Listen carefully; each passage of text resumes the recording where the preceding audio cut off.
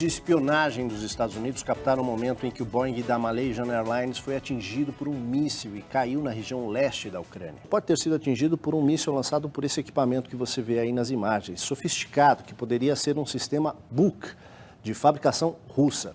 Esses mísseis podem atingir uma altura de 24 mil metros. Por isso, mais tarde a mensagem foi retirada.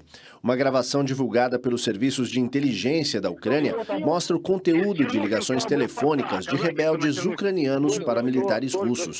Na primeira, o homem afirma: "Nós derrubamos um avião", aparentemente acreditando que se tratava de aeronave militar. 30 minutos atrás. Na segunda, os rebeldes afirmam que foram milícias locais que atingiram o aparelho. E num terceiro telefonema, outro comandante descreve a cena do desastre. Afirma que só havia civis, incluindo mulheres e crianças. E diante da pergunta feita pelo oficial russo, nega que se tratava de um avião militar. O vídeo mostra um sistema de míssil Buk sendo levado do território controlado pelos rebeldes para o lado da Rússia. O transporte teria ocorrido após o ataque do avião. Para o governo da Ucrânia, os separatistas estavam tentando esconder que tinham recebido esse tipo de armamento. Passageiros e tripulantes, o maior número era de holandeses, 140, seguindo-se os malaios e de outros países da Ásia. Os destroços do aparelho e os corpos das vítimas se espalharam por mais de 15 quilômetros. O presidente ucraniano, Petro Poroshenko, culpou os separatistas e a Rússia pela derrubada do avião. E o primeiro-ministro da Ucrânia, Arseniy Yatsenyuk, disse que os passageiros e tripulantes do avião foram mortos por terroristas liderados pela Rússia. Ele pediu uma reunião urgente do Conselho de Segurança da ONU para discutir o assunto. O presidente russo, Vladimir Putin, negou o envolvimento das forças de seu país e procurou jogar a responsabilidade no governo da Ucrânia. Mas analistas militares observam que dificilmente a Ucrânia iria atacar um avião. Primeiro porque os rebeldes separatistas, inimigos do governo, não dispõem de força aérea. E segundo porque a Ucrânia não arriscaria derrubar um avião russo e provocar uma guerra com um inimigo poderoso capaz de esmagar o país em poucas horas. Imagens feitas logo após a queda do aparelho mostram rebeldes ucranianos percorrendo o local e remexendo nos destroços. Os separatistas recolheram a caixa preta com os registros de voo e enviaram para análise em Moscou. Em seguida, Alexander Borodai, líder do movimento rebelde, que se declara primeiro-ministro da República de Donetsk, anunciou que delegações internacionais serão autorizadas a percorrer o local do desastre e fazer suas próprias investigações.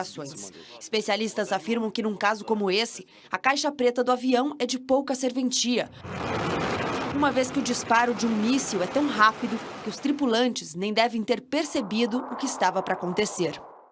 A rota, que era mais curta para os aviões que viajam do continente europeu para os países asiáticos, passou a ser evitada pelas companhias aéreas. Entre as empresas que anunciaram a mudança de trajeto estão a Lufthansa da Alemanha, a Transaero da Rússia e a British Airways do Reino Unido.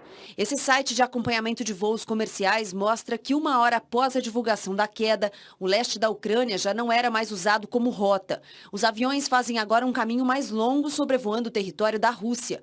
Mesmo atravessando uma área em conflito, a rota feita pelo avião da Malaysia Airlines era considerada segura pela Organização da Aviação Civil Internacional, um órgão da ONU. Tanto que no momento em que o avião foi atingido, outros 20 aparelhos atravessavam a área. No dia 8 de março, um Boeing 777 da Companhia Aérea da Malásia desapareceu com 239 pessoas a bordo, enquanto fazia um voo de Kuala Lumpur para Pequim. O desastre até hoje não foi esclarecido e as autoridades acreditam que o aparelho tenha mergulhado numa área remota do Oceano Índico, a milhares de quilômetros da rota que deveria ter seguido.